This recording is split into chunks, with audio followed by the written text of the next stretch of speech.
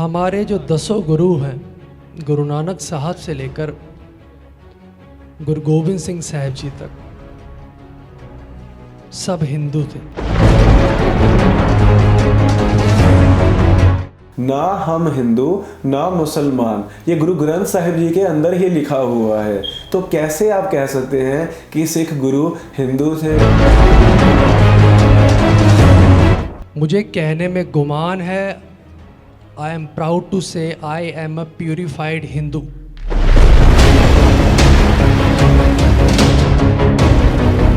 Purified Hindu. I am sorry to say, Mr. Jojit Singh ji, you are not a purified Hindu. Rather, you don't even know the etymology of the word Hindu. ना आपको सनातन धर्म का ज्ञान है, ना आप practicing Sikh हो। वाहेगुरु जी का खालसा, वाहेगुरु जी की फतेह। मेरा नाम कमलप्रीत सिंह है और मैं कनाडा में रहता हूँ। आज की वीडियो बनाने का मकसद यह है कि पिछले हफ्ते ताल कटोरा स्टेडियम के अंदर सनातन धर्म समागम हुआ था और उस समागम के अंदर 2 पगड़ीधारी आदमी भी मौजूद थे, जिनमें से एक का नाम शंटी और एक का नाम जोतजीत सिंह है। और उन्होंने सिख धर्म के बारे में, सिख गुरुओं के बारे में, सिख इतिहास के बारे में मिस रिप्रेजेंटेशन की, यानी कि गलत प्रस्तुति की। सच्चाई को नहीं दर्शाया बल्कि तोड़ मरोड़ के सिख इतिहास, सिख सिद्धांतों को पेश किया। तो इस समागम में इस गलत बयानी की वजह से काफ़ी सारे सवाल मेरे तक भी पहुँचे हैं, जिसके रिस्पॉन्स में ये वीडियो हम बना रहे हैं। तो आइए पहले हम सुनते हैं कि उन्होंने, जो जोतजीत सिंह हैं, उन्होंने स्टेज पे ऐसा क्या बोला जिसकी वजह से हमें ये वीडियो बनानी पड़ी है। हमारे जो 10 गुरु हैं, गुरु नानक साहब से लेकर गुरु गोविंद सिंह साहब जी तक, सब हिंदू थे।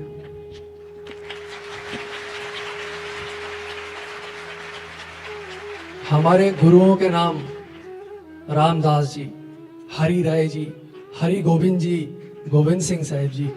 गुरु गोविंद सिंह जी ने खालसा पंथ की रचना की। हम वो योद्धा हैं जो हिंदू धर्म की, सनातन धर्म की रक्षा कर लिया है।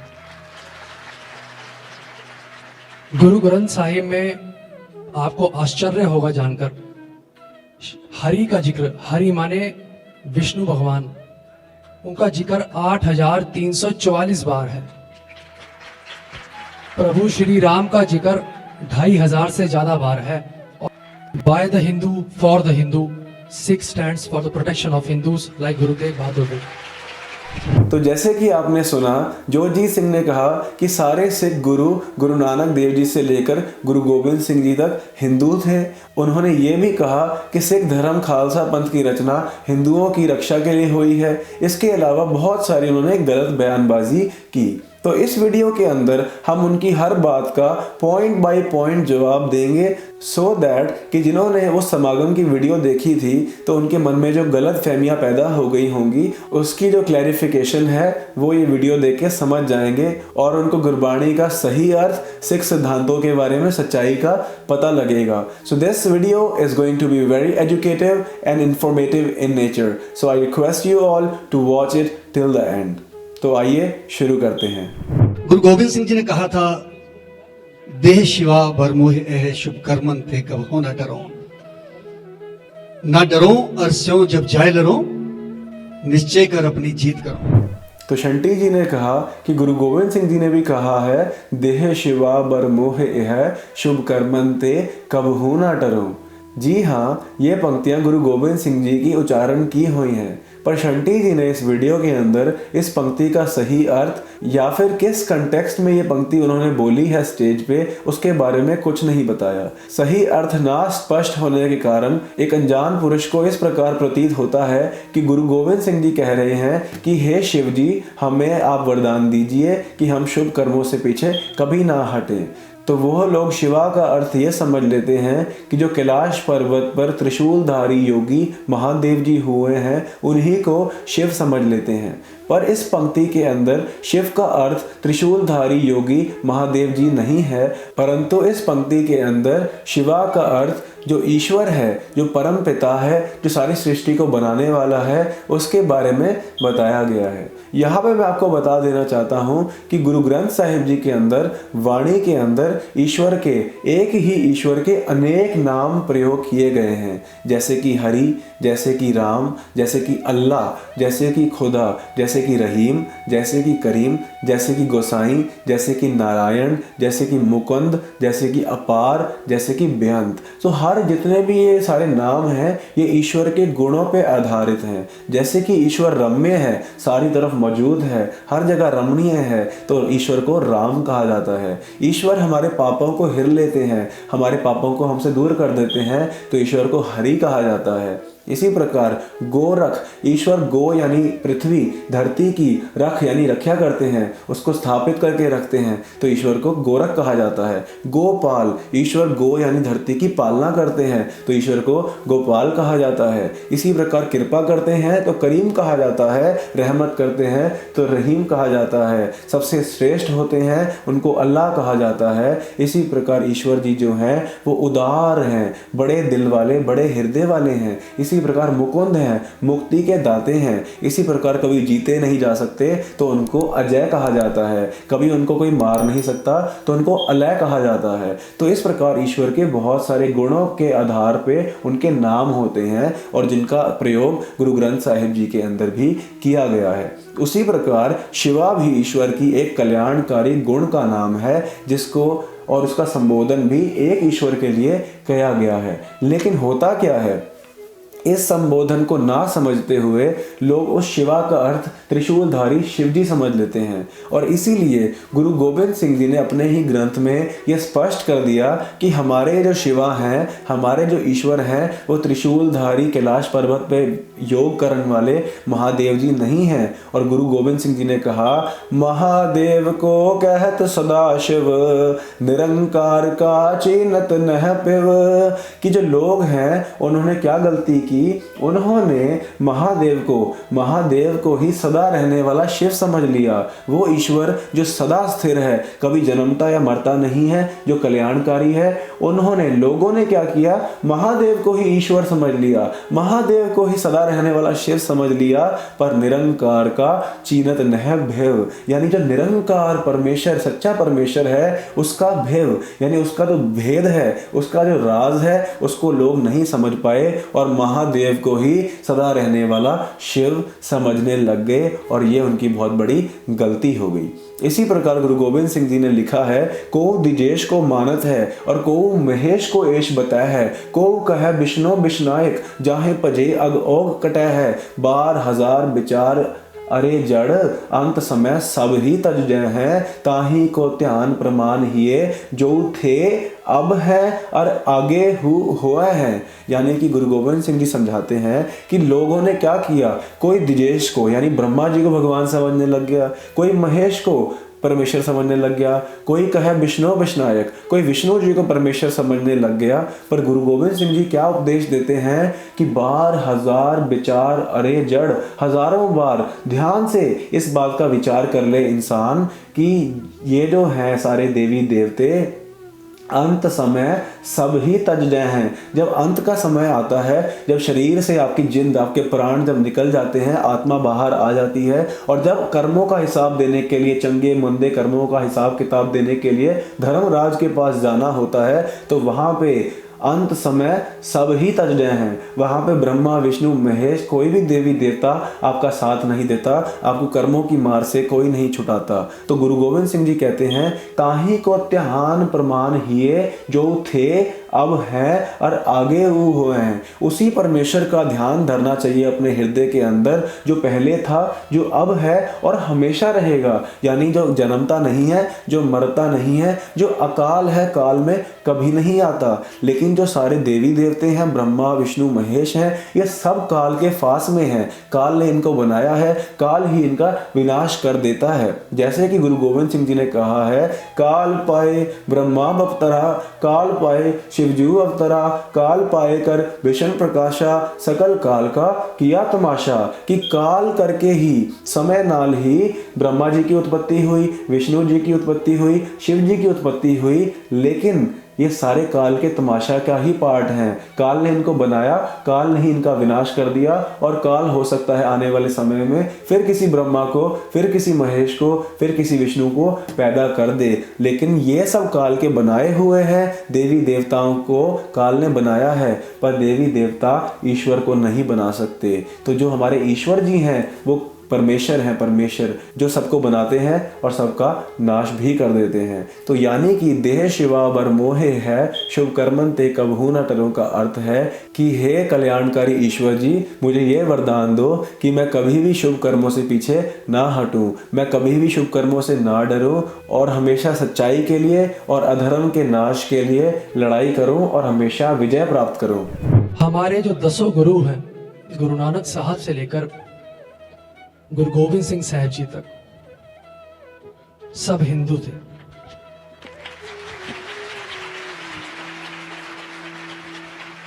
हमारे गुरुओं के नाम रामदास जी, हरि राय जी, हरि गोविंद जी, गोविंद सिंह साहब जी। तो जोरजीत सिंह जी कहते हैं कि गुरु नानक देव जी से लेके गुरु गोविंद सिंह जी तक सारे हिंदू थे। तो ये कितनी बड़ी अज्ञानता है, या कह लीजिए मूर्खता है, जिस गुरु ग्रंथ साहिब जी के अंदर बहुत ही स्पष्ट तौर से लिखा हुआ है कि ना हम हिंदू ना मुसलमान, ना हम हिंदू ना मुसलमान। ये गुरु ग्रंथ साहिब जी के अंदर ही लिखा हुआ है।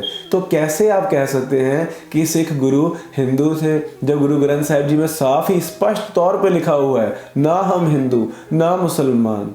तो ये आपको पढ़ना चाहिए, आपको गुरु ग्रंथ साहिब जी को पढ़ना चाहिए, और उसके बाद ही किसी स्टेज पे जाके सिखों को रिप्रेजेंट करना चाहिए, क्योंकि आप गलत जानकारी लोगों तक पहुंचा रहे हैं। और आपकी जानकारी के लिए पहले मैं हिंदू शब्द के बारे में भी थोड़ा आपको ज्ञान दे दूं कि हिंदू शब्द जो है वो कोई रिलीजियन नहीं है। हिंदू शब्द एक एक्सोनिम है। एक्सोनिम यानी कि परदेशियों के द्वारा दिया गया एक शब्द। ये शब्द भी फारसी का है, और इस शब्द का अर्थ कोई धर्म नहीं है। इस शब्द का अर्थ है जो लोग सिंध नदी यानी इंडस रिवर से नीचे रहा करते थे, यानी कि नॉर्थ इंडिया जिसको आजकल कहा जाता है, और यहाँ पे रहने वाले लोगों को हिंदू कहा दिया जाता था। और सबसे हैरानी की बात तो ये है कि हिंदू शब्द किसी भी वेद में नहीं है, ना ऋग्वेद में है, ना सामवेद में है, ना अथर्ववेद में है, ना यजुर्वेद में है, ना ही किसी उपनिषद में है, और ना ही किसी पुराण के अंदर है। तो जो धर्म है असल में वो तो सनातन धर्म है, हिंदू धर्म नहीं है। हिंदू शब्द की तो एटिमोलॉजी ही अलग है। तो उसके बारे में भी आपको पहले ज्ञान ले लेना चाहिए और फिर कुछ बोलना चाहिए। तो अब अगर हम बात करें इतिहास के बारे में, तो जी हाँ, गुरु नानक देव जी का प्रकाश बेदी कुल के अंदर एक खत्री परिवार में हुआ था, लेकिन उन्होंने शुरू से ही अपने कुल, अपनी जाति, अपने परिवार के रीति रिवाजों को नहीं माना, बल्कि जो उनका रास्ता था, जो सच्चे धर्म का रास्ता था, उन्होंने सिर्फ उसी को अपनाया। उन्होंने पुराने रीति रिवाजों को जो कि कर्मकांडी थे उनको बिल्कुल ही ठुकरा दिया और अपना मार्ग, अपना पंथ निवेकला निराला रखा। जैसे कि आपको मैं एग्जांपल देता हूँ, जब जनेऊ सेरेमनी आई, जैसे कि आप जानते ही हैं हिंदुओं के अंदर मोस्ट ऑफ द वर्ण जिनमें ब्राह्मण, क्षत्रिय, वैश्य जनेऊ धारण करते हैं, पर शूद्रों को जनेऊ धारण करने की अनुमति नहीं दी जाती है, क्योंकि ये एक डिस्क्रिमिनेटरी प्रैक्टिस है। तो जब जो गुरु नानक देव जी थे वो खत्री परिवार से थे, तो उनकी जब जनेऊ की सेरेमनी आए तो गुरु नानक देव जी ने जनेऊ धारण करने से साफ इनकार कर दिया। और जो पंडित था, पंडित को गुरु नानक देव जी ने कहा कि सच्चा जनेऊ जो होता है वो किस प्रकार का होना चाहिए, और अगर आपके पास ऐसा जनेऊ है तो हमें दीजिए, ये धागे का जनेऊ हमें मत दीजिए। तो गुरु साहिब जी ने वहां उच्चारण किया, दया कपा संतोख सूत जत गंढी सतवट, एह जनेऊ जी का हई तम पांडे कत, ना एह तो टै ना मल लगे, ना एह जले न जाए, तन सो मानस नानका जो गल चले पाए। कि जो जनेऊ है ना वो दया का, संतोष पुरुष का जत सत का होना चाहिए। ऐसा जो जनेऊ है ये ना टूटता है, ना मैला होता है, ना जलता है, ना इसको चुराया जा सकता है। और ये जो गुणों का जनेऊ है ये आत्मा का लाभ भी देता है, ये आत्मिक जीवन में भी प्रोग्रेस गति देता है। और आगे जाके कर्म की जब लेखा जोखा होता है तो धर्मराज की कचहरी में भी काम आता है कि इस पुरुष ने सत संतोष रखा, इस पुरुष ने दया धर्म रखा, इसने धीरज रखा, जत सत रखा, और उसकी वैल्यू भी पड़ती है। जो कब धागे का जनेऊ है इसकी वैल्यू नहीं पड़ती। तो गुरु साहिब जी ने जनेऊ को रिजेक्ट कर दिया। इसी तरह मल्टीपल देवी देवताओं की पूजा करना, यानी कि 33 करोड़ देवी देवते हो गई, या फिर पत्थर पूजा हो गई, या फिर चूहों की पूजा हो गई, हाथियों की पूजा हो गई, वृक्ष की पूजा हो गई, सूरज चांद की पूजा हो गई। इस प्रकार अनेक भगवान बनाने की जो प्रक्रिया थी इसको भी गुरु जी ने रिजेक्ट कर दिया। गुरु साहब जी ने स्पष्ट कह दिया कि एक ओंकार, यानी कि सबका प्रकाशक, सबका मालिक, सबको बनाने वाला, सबको मिटाने वाला कर्ता पुरख सिर्फ एक ही है। और वो एक कैसा है? वो है अकाल मूर्त। वो अकाल है, वो काल के अंदर नहीं आता। ईश्वर के ऊपर काल का जोर नहीं चलता, बल्कि ईश्वर ने ही काल को बनाया है। ईश्वर जन्मता नहीं है, मरता नहीं है, और वो ईश्वर अजूनी सैभंग है, यानी कि उसके अस्तित्व के लिए, उसको होने के लिए किसी जूनी की जरूरत नहीं है। वो कर्मों के बंधनों में नहीं फंसा हुआ। उसका एग्जिस्टेंस, ईश्वर का एग्जिस्टेंस इंडिपेंडेंट है। वो अपने आप सैभंग, यानी कि स्वयंभू, अपने आप प्रकाशमान है। ईश्वर को बनाने वाला कोई भी नहीं है, बल्कि ईश्वर ने ही सारी दुनिया को बनाया है। और सारी देवी देवते जितने भी हैं ये सब ईश्वर के बनाए हुए हैं, लेकिन कोई भी देवी देवता ईश्वर को नहीं बना सकता। तो लोगों ने ये भरम पाला हुआ था कि हम अपनी मर्जी से भगवान चूज कर लेंगे और उसकी पूजा करेंगे। लेकिन गुरुजी ने कह दिया वो आपकी मन की मत हो सकती है, पर ईश्वर तो एक ही है। अगर आप सच्चे ईश्वर तक पहुंचना चाहते हैं तो आपको एक की आराधना ही करनी पड़ेगी। मल्टीपल देवी देवता बनाने से लाभ नहीं मिलेगा। फिर जब पत्थर पूजा की बात आती है तो गुरु ग्रंथ साहिब जी में साफ लिखा हुआ है, जो पाथर को कहते देव ताकि बिरथा होवे सेव, जो पाथर की पाई पाए तिसकी काल अजाई जाए। यानी कि जो लोग पत्थरों को कहते हैं कि पत्थर में मूर्ति में भगवान है ताकि बिरथा हो वह सेव, उनकी जो ये सेव है, पत्थर की सेवा करना है, ये बिरथा यानी कि वेस्ट जाती है, टाइम वेस्ट करते हैं वो अपना। जो पाथर की पाई पाए तिसकी काल अजाई जाए, यानी कि जो पत्थर के पैर चूमते हैं, जो पत्थर की पैर पड़ते हैं, जो मूर्ति के पैर पड़ते हैं, उनकी जो कालना है, उनकी जो ये मेहनत है, ये सारी अजाई यानी कि बिल्कुल वेस्ट व्यर्थ जाती है। तो गुरु ग्रंथ साहिब जी में तो साफ लिखा है कि मूर्ति पूजा, पत्थर पूजा करना टाइम वेस्ट करना है, इसका कोई भी लाभ नहीं प्राप्त होता। फिर हम बात करें सूतक और पतक जैसी बातें जो थी, गुरु साहब ने बिल्कुल रिजेक्ट कर दी और कहा कि जेकर सूतक मनिए सब तह सूतक होए। और इसी प्रकार गुरु जी ने वर्ण डिवीजन यानी कि क्षत्रिय, ब्राह्मण, शूद्र, वैश्य और इस तरह जो सोसाइटी की डिवीजन थी, और ये कह देना कि जो शूद्र हैं वो लो कास्ट हैं, वो सारे अपर कास्ट के लिए काम करने के लिए बने हैं, वो डर्टी लोग हैं, वो लोग वेल्स में जाके पानी नहीं भर सकते, वो सारे पंडितों के साथ संस्कृत या फिर वेदों का ज्ञान नहीं प्राप्त कर सकते। वेदों का ज्ञान, संस्कृत का ज्ञान, धर्म का ज्ञान मोनोपोली बना लिया गया और शूद्रों को सोसाइटी से एक्सक्लूड कर दिया गया, उनको एक लो कास्ट बना दिया गया। इस भेदभाव को भी गुरुजी ने बिल्कुल भी नहीं अपनाया। अगर किसी भी शूद्र को धर्म का ज्ञान लेना है, मोक्ष या मुक्ति प्राप्त करनी है, तो वो कैसे करेगा? ब्राह्मणों ने ये सिस्टम ही नहीं रहने दिया, उनको हमेशा शूद्रों को अपनी सेवा में लगा के रखा।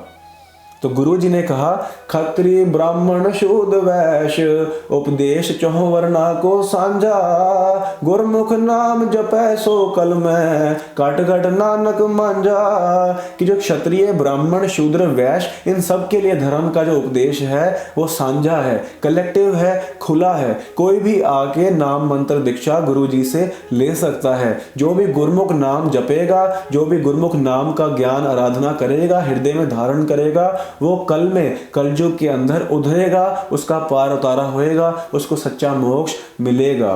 तो इस प्रकार गुरु जी ने कोई वर्ण डिवीजन भी नहीं रखी। और आप जानते ही हैं कि जो लंगर की प्रथा है, लंगर तो सारे लोग किसी भी दिशा से, किसी भी धर्म से आके, किसी भी कास्ट से, चाहे अमीर हो चाहे गरीब हो, सारे आके एक ही थाली, एक ही तरह का भोजन जो है इकट्ठे बैठ के खाते हैं। कोई ऊंच नीच का सवाल ही पैदा नहीं होता। वहाँ पे सारे इकट्ठे होके भाईचारा सीखते हैं, सेवा सीखते हैं, दया का जो गुण है उनके अंदर पैदा होता है। तो इस प्रकार आप देखिए गुरु ग्रंथ साहिब जी के अंदर तो साफ लिखा है, ना हम हिंदू ना मुसलमान।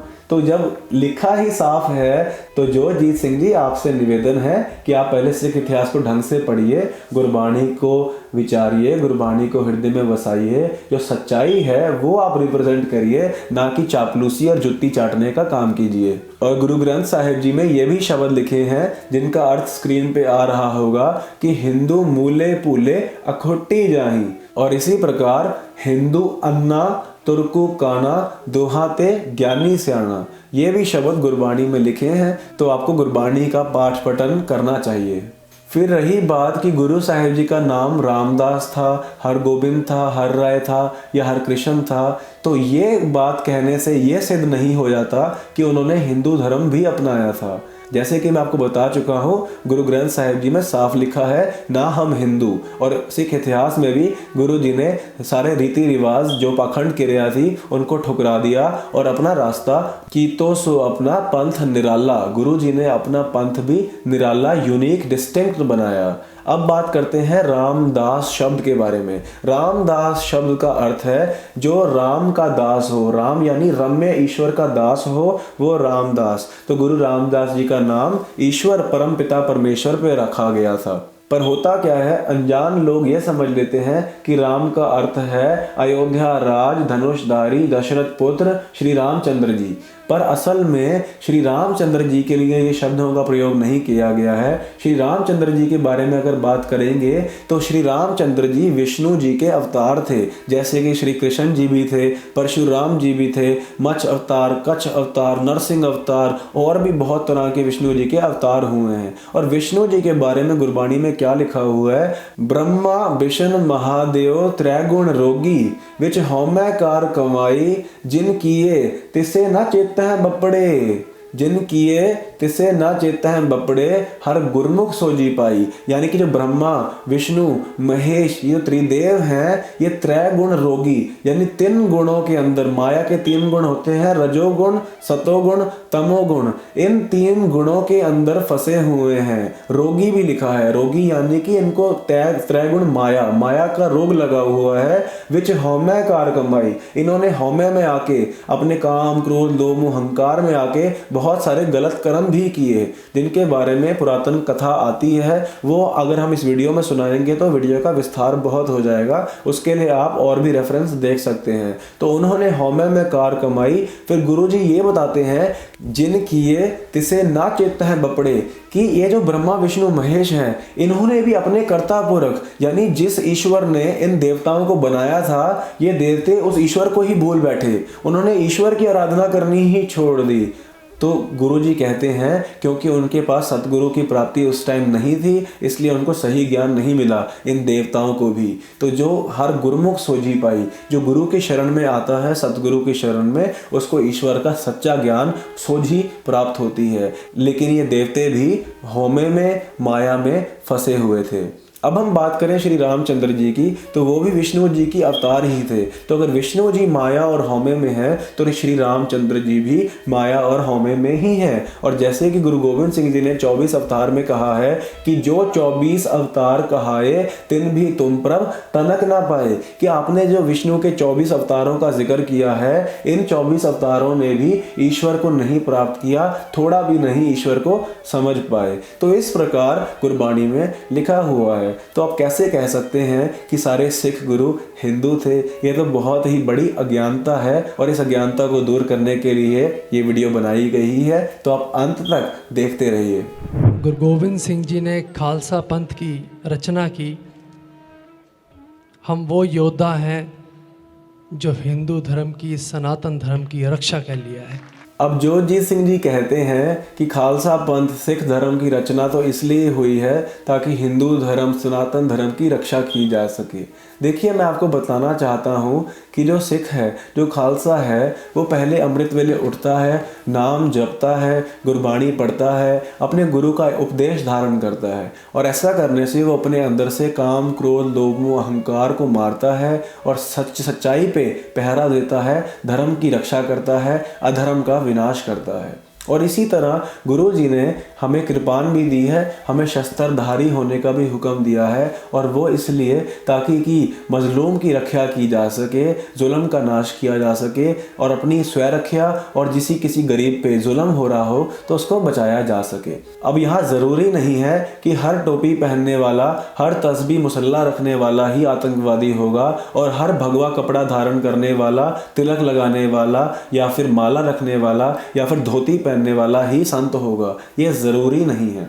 जैसा कि प्रोपेगेंडा में दिखाया जाता है कि हाँ भाई, इस्लाम से नफ़रत करना है, मुस्लिम से नफ़रत करना है, हर मुसलमान बुरा नहीं होता, बल्कि बहुत सारे मुसलमान अच्छे होते हैं, बल्कि मेजॉरिटी ही अच्छे होते हैं। कुछ लोग बुरे होते हैं तो उनकी वजह से पूरे धर्म को बदनाम किया जाता है, पर इस तरह नहीं करना चाहिए। और इसी तरह हिंदू में भी मान लीजिए कोई धोतीधारी भी है, वो भी मेजॉरिटी अच्छे ही होते हैं, लेकिन जो कुछ लोग फंडामेंटलिस्ट, रिलीजियस फंडामेंटलिस्ट होते हैं, वो लोग सारा काम खराब करते हैं, आपस में लड़वाने का, नफरत फैलाने का काम करते हैं। तो हमें देखना है कि कौन सच्चाई और धर्म के लिए खड़ा है और कौन झूठ और अधर्म के लिए, हिंसा, नफरत के लिए खड़ा है। तो जो भी दुष्ट है, जो भी लोगों का बुरा सोचता है, जो भी लोगों पर अत्याचार करता है, खालसा पंथ उसके खिलाफ खड़ा है। खालसा पंथ खड़ा है सच्चाई के लिए, खालसा पंथ खड़ा है इंसाफ के लिए। और इसका मैं आपको सिंपल सा एक एग्जाम्पल देता हूँ कि इस प्रकार नहीं है कि गुरु जी ने सिर्फ मुगलों के साथ जंग की,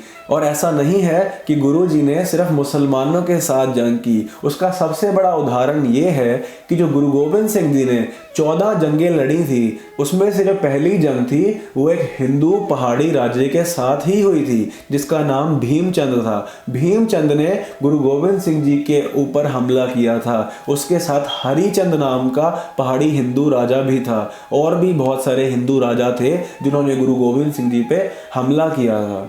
तो इसलिए मैं कहना चाहता हूँ कि गुरु साहब की जंग सिर्फ मुसलमानों के साथ ही नहीं हुई थी, आपको इसका भी इतिहास पता होना चाहिए। तो जो पहली जंग थी बंगाणी का युद्ध, उसके अंदर एक हिंदू राजा ने गुरु साहब पे अटैक किया था, और गुरु साहब जी की टीम में, गुरु साहब जी की आर्मी में, सेना के अंदर एक हिंदू महंत कृपाल दास भी थे।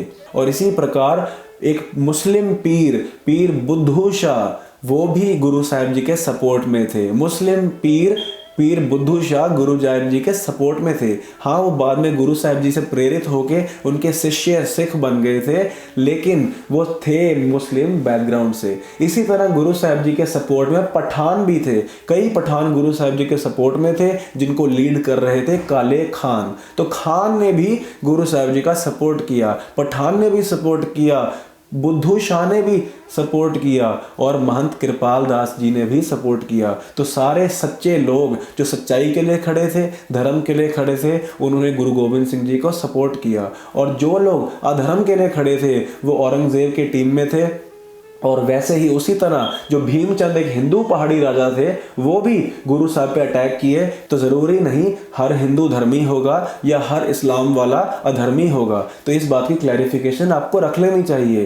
तो जैसे कि आप देखिए, जो मोदी जी हैं या मोहन भागवत जी जो हैं, जो खाकी चड्डी टीम है, ये सारी ये समझती है कि हम धर्म का प्रचार कर रहे हैं, लोगों को इस तरह दिखाया जाता है, सिखाया जाता है। पर असल में जो इनके अंदर का सिस्टम है, वो हमारे देश को बेचना, धर्म को बेचना, नफरत, ईर्ष्या और ये सारी चीज़ें फैलानी। और सबसे बड़ी बात, इनके जो फंडिंग आती है, जो इनके बॉस हैं, जो इनकी बड़ी ऑर्गेनाइजेशंस हैं, वो सारे पूरे वर्ल्ड पे वन वर्ल्ड गवर्नमेंट लेके आना चाहते हैं, न्यू वर्ल्ड ऑर्डर लेके आना चाहते हैं। तो वहाँ पे हिंदू धर्म भी नहीं रहेगा, वहाँ पे इस्लाम धर्म भी नहीं रखना चाहते, वो सिर्फ एक धर्म रखना चाहते हैं, नास्तिकता और शैतान की पूजा। तो असल में ये लड़ाई बहुत बड़े लेवल की है, सच्चाई और झूठ की। यहाँ पे हिंदू मुस्लिम से ऊपर उठ जाना चाहिए हमें, और सच्चाई और धर्म के रास्ते पे चलना चाहिए। और ये भी बात मैं जानता हूँ कि जो सच्चा सनातन धर्मी इस वीडियो को देख रहा है, वो मेरी हर बात से सहमत होगा, और वो ये भी समझेगा कि हाँ, कि ये धर्म की राजनीति लेके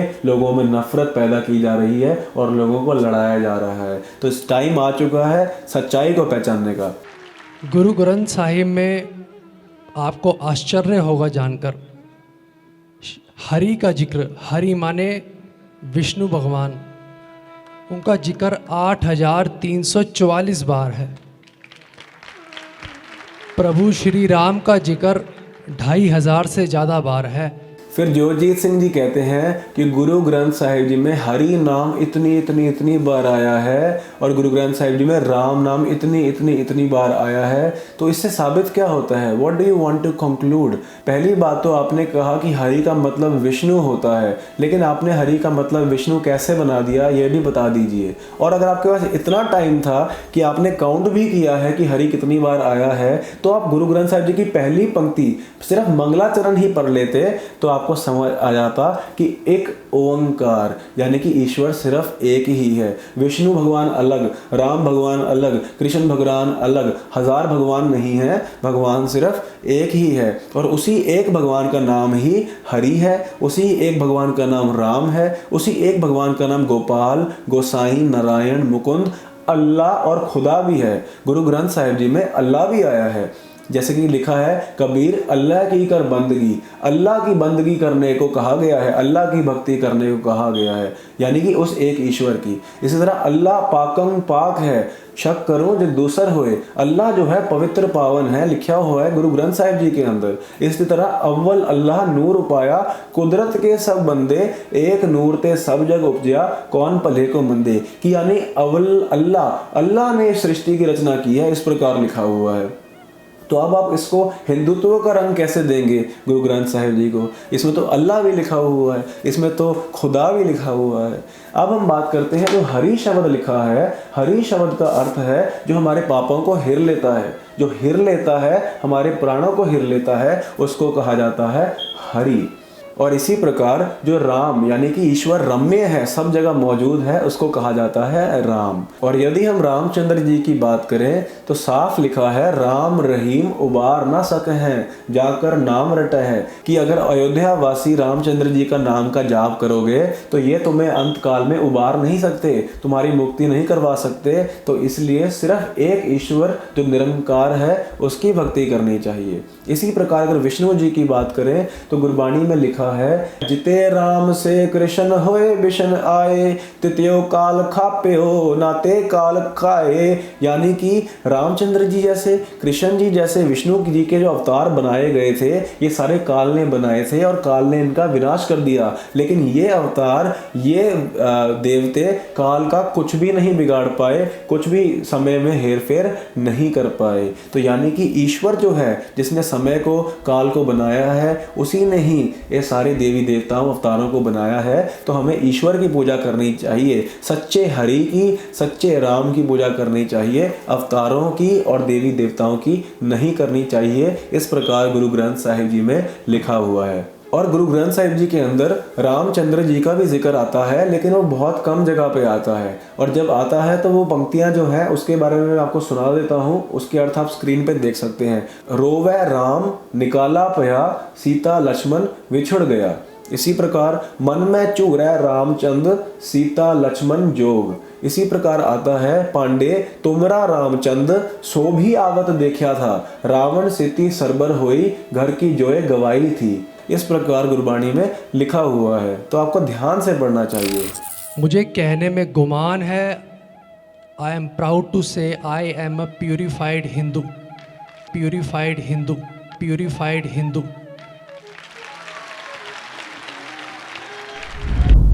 Purified Hindu.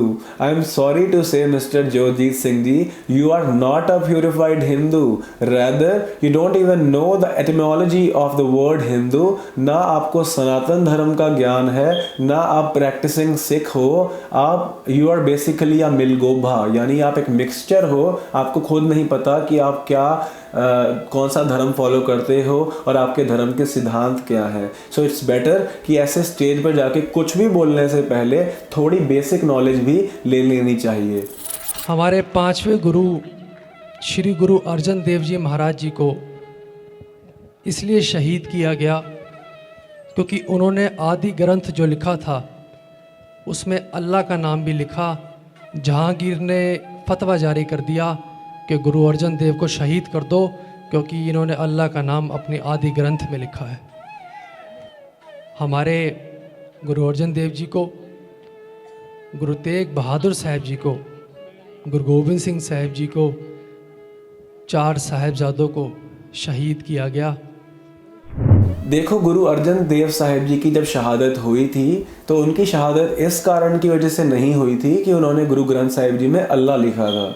इसके बारे में आप इतिहास पुस्तकें पढ़ के ज्ञान ले सकते हैं। पर एक बात जो मैं इस वीडियो में बताना चाहता हूँ कि गुरु अर्जन देव जी के शहादत में एक हिंदू खत्री का भी हाथ था जिसका नाम था चंदू। तो चंदू भी मुगलिये ऑर्डर्स के अंदर जाके उसने भी गुरु साहिब जी पे बहुत सारे तसीहे टॉर्चर किए थे। वो चंदू भी, हिंदू खत्री भी उस जुल्म का पार्ट था। उसके अंदर मुस्लिम रिलीजियस फंडामेंटलिस्ट तो थे ही, जैसे कि जहांगीर, और उसके अलावा और भी उसके चेले थे जिन्होंने गुरु साहब पे टॉर्चर किया था, पर उसमें एक हिंदू चंदू भी था। तो ये भी आपको पता होना चाहिए। और यदि हम गुरु तेग बहादुर साहिब जी की शहादत की बात करें तो गुरु तेग बहादुर साहिब जी ने शहादत कश्मीरी पंडितों की बेनती सुन के की थी। कश्मीरी पंडितों ने विनती की थी गुरु तेग बहादुर साहिब जी को कि औरंगजेब बादशाह तो इस्लाम को लेके जुल्म ज़बर कर रहा है और हर रोज़ कितने ही हिंदुओं का कत्ल करवा रहा है।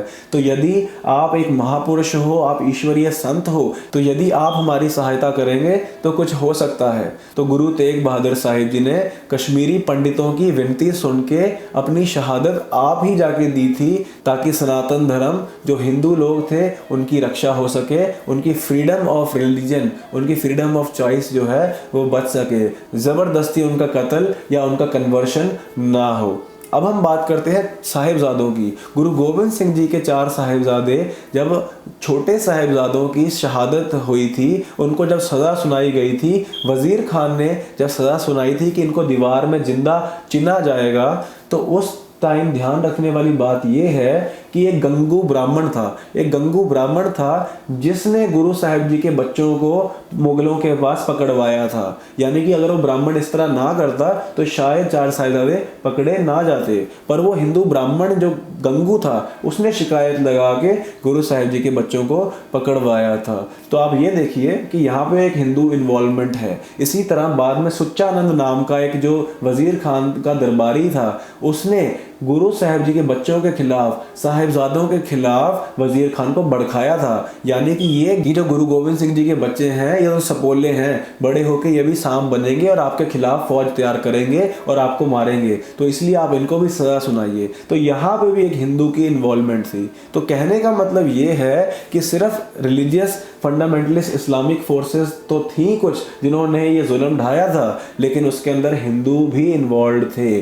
तो सारे हिंदू या सारे मुसलमान बुरे होते हैं या सारे अच्छे होते हैं, इस प्रकार नहीं होता। कितने सारे मुसलमान थे जो गुरु साहिब जी के सपोर्ट में थे, कितने सारे हिंदू थे जो गुरु साहिब जी के सपोर्ट में थे, जो बेसिकली धर्म के, सच्चाई के रास्ते पे चलते थे। तो जो ये मुस्लिम के खिलाफ प्रोपेगेंडा है, ये प्रोपेगेंडा नहीं होना चाहिए। असल में तो हमें सबके अंदर ही सत, संतोष, दया, धर्म, धीरज जैसे गुण होने चाहिए। सबसे प्यार करना चाहिए, इस प्रकार भेदभाव करना नहीं चाहिए, और दूसरे को कष्ट, दूसरे का दिल दुखाना, दूसरे को तड़पाना, इस प्रकार नहीं करना चाहिए।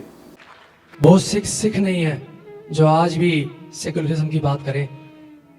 हमें प्राउडली कहना चाहिए,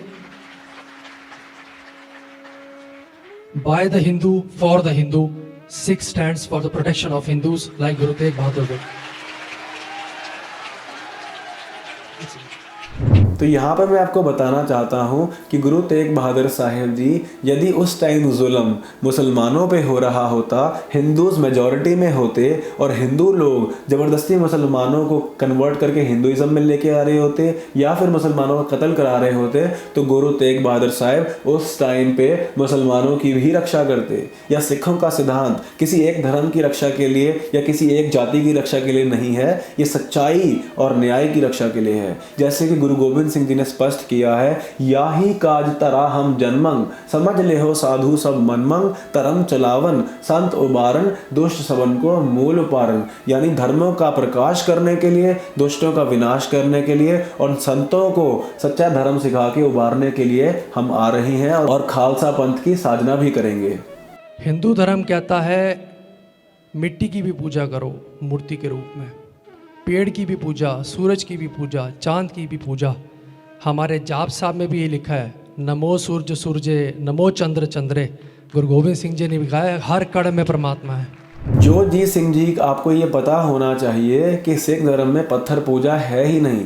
कबियो बाज बेनती चौपे गुरबाणी में आप शायद ये पढ़ते होंगे जोतजीत सिंह जी, ताको कर पाहन अनुमानत महामूढ़ कछ भेद न जानत, कि लोग ईश्वर को पत्थर करके अनुमान करते हैं, मूर्ति करके अनुमान करते हैं, पर वो कौन है? महामूढ़ कछ भेद न जानत। वो महामूढ़ यानी महामूर्ख हैं, उनको कुछ भी ईश्वरीय ज्ञान का भेद, ईश्वर का राज पता ही नहीं है। निर्जीव को उन्होंने भगवान बना लिया और जो सरजीव है, जो असल में असली भगवान है, उसकी पूजा से रह गए। तो इस प्रकार पत्थरों की पूजा करना ये एक मूर्खता है, गुरबाणी में इसका जिक्र है। तो आप कैसे कह सकते हैं कि पत्थरों में भी पूजा करनी चाहिए? और फिर जोतजीत सिंह जी कहते हैं कि सूर्य को भी भगवान करके पूजना चाहिए और चंद्रमा को भी पूजना चाहिए, हर चीज़ को पूजना चाहिए। और उन्होंने पंक्ति कौन सी बोली? नमो सूरज सूर्य। असल में नमो सूरज सूर्य का अर्थ है नमस्कार है सूरजों के सूरज को। तो ईश्वर जो है, एक ओंकार परमेश्वर जी जो हैं, वो सूरजों के सूरज हैं, वो सूरज को लाइट दे रहे हैं, सूरज को बना रहे हैं। तो नमस्कार है उस एक ईश्वर को जो सूरजों का सूरज है। नमो सूर्य सूर्य, नमो चंद्र चंद्रे, नमो राज राजे, नमो इंद्र इंद्रे, कि नमस्कार है उस सूरजों के सूरज को, नमस्कार है उस चंद्रमाओं के चंद्रमा को, नमस्कार है उस राजाओं के राजा को, नमस्कार है उस इंद्र देवताओं के महान इंद्र को। और इतना महान ईश्वर जिसने इतनी बड़ी सृष्टि बनाई, सूरज बनाया, चांद बनाया, और एक ही नहीं कितने ही बनाए, कितने ही देवी देवते बनाए, कितने ही इंसान बनाए, कितनी ही कुदरत बनाई, कितने ही पेड़ पौधे, पानी, समुंदर बनाया। इतना महान ईश्वर है, उसको नमस्कार करना चाहिए। तो ये एक ईश्वर के बारे में ही हो रहा है। हर चीज़ को नमस्कार, हर चीज़ को भगवान मानना, ऐसा नहीं बताया गया है। अब आपने कहा कि गुरु गोविंद सिंह जी ने कहा है कि ईश्वर हर जगह मौजूद है। ईश्वर तो हर जगह मौजूद है, लेकिन हर चीज़ को नमस्कार या हर चीज़ को भगवान नहीं मानना है, क्योंकि हर चीज़ भगवान नहीं है। भगवान हर चीज़ में मौजूद है, लेकिन हर चीज़ भगवान नहीं है। ये बात आपको समझनी पड़ेगी। जो आप गुरबाणी का अगर ध्यान से अध्ययन करेंगे तो आपको समझ आएगी। भारत माता की जय। यहाँ पे मैं सिर्फ यही पूछना चाहता हूँ कि भारत माता कैसे हो गई? भारत का नाम तो भरत पे पड़ा है, जो दुष्यंत और शकुंतला के पुत्र थे। तो पुत्र थे यानी कि मर्द थे, तो वो माता कैसे बन गए? तो भारत पिता होना चाहिए ना, भारत माता कैसे हो गया? ये समझ नहीं आया। धरती माता तो समझ आता है, लेकिन भारत माता कैसे हो गया? एक मर्द माता कैसे बन गया? इसके बारे में पहले समझ लीजिएगा। जब समझ जाएंगे तो फिर भारत माता की जय बोल लीजिएगा। तो जोतजीत सिंह जी, आपसे निवेदन है कि इस प्रकार बिना ज्ञान लिए स्टेज पर जाके कुछ भी नहीं बोलना चाहिए। थोड़ा सा बेसिक नॉलेज आप अपने पास रखिए, ताकि गलत फहमी खुद के लिए भी ना हो, अपना भी जीवन आप बर्बाद ना करें। आगे जाके जमदूतों की मार भी पड़ेगी, सतगुरु की निंदा करने का पाप भी लगेगा। तो इन सब चीज़ों से आपको बच के रहना चाहिए। और किसी पॉलिटिकल लीडर को खुश करने के लिए जूती चाटने का काम भी छोड़ दीजिए और सच्चाई के मार्ग पे आके गुरु ग्रंथ साहिब जी से माफ़ी भी मांग लीजिएगा। इस वीडियो के अंदर दी गई जानकारी सारी गुरबाणी और गुरु इतिहास पे आधारित है। मैंने पूरी कोशिश की है कि किसी का भी हृदय दुखाया ना जाए। सिर्फ सच जो गुरबाणी में लिखा है वो आप तक सीधे शब्दों में पेश किया जाए। तो पेश करते हुए, गुरबाणी का विचार करते हुए, सिख इतिहास की जानकारी देते हुए यदि इस वीडियो में कोई त्रुटि या कमी रह गई होगी तो उसके लिए प्लीज़ मुझे माफ़ करना। हम सारे ही सच्चाई के रास्ते पे, एक ईश्वर की पूजा के रास्ते पे चलें, सबसे प्यार करें और सच्चा सुच्चा जीवन बनाएं। वाहेगुरु जी का खालसा, वाहेगुरु जी की फतेह।